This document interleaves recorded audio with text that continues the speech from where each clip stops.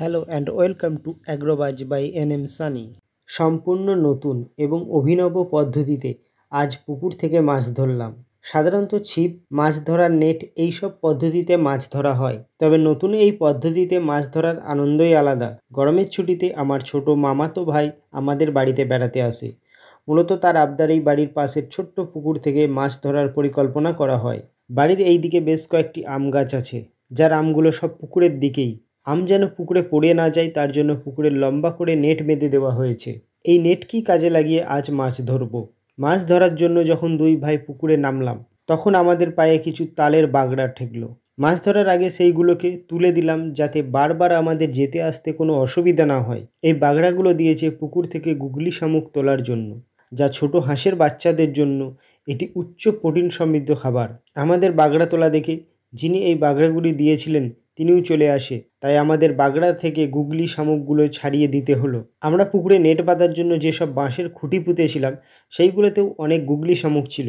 যেহেতু আমাদের মাছ ধরাটা শুধুমাত্র আনন্দ করার জন্য, তাই পুকুরে নেমে মাছ ধরার আগে এইসব করতে মজাই লাগছিল। পুকুরটি এমনিতে ছোট, খাদ নেই। পুকুরে এমন কোনো জায়গা নেই যেখানে আমার 1 মাজার বেশি জল আছে, তাই আমার ছোট ভাইকেও পুকুরে নামতে দিয়েছি। পুকুরে রুই, কাতলা এইসব মাছের কোনোটিই নেই। তার বদলে আছে কিছু শোল, ল্যাঠা, ডাঁড়কে, পুঁটি, চিংড়ি এইসব মাছ।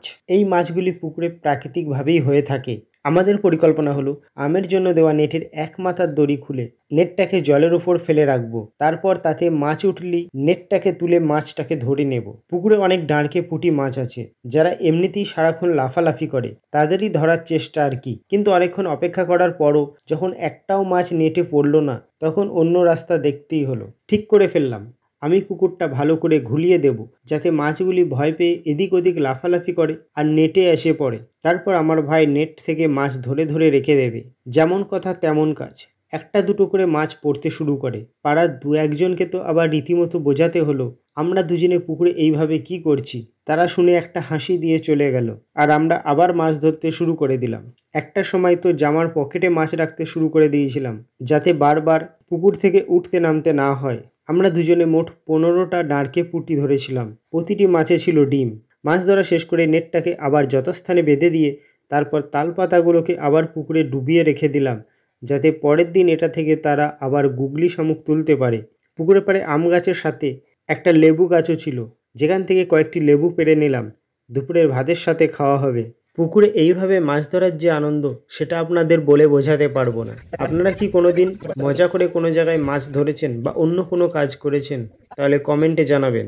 আজকের ভিডিওটি যদি আপনাদের ভালো লেগে থাকে লাইক করবেন এবং চ্যানেলটি অবশ্যই সাবস্ক্রাইব করে পাশে থাকবেন। যদি ভিডিওটি ফেসবুক থেকে দেখেন তাহলে পেজটি ফলো করবেন। আজকের মতন এই পর্যন্তই, দেখা হবে পরের ভিডিওতে।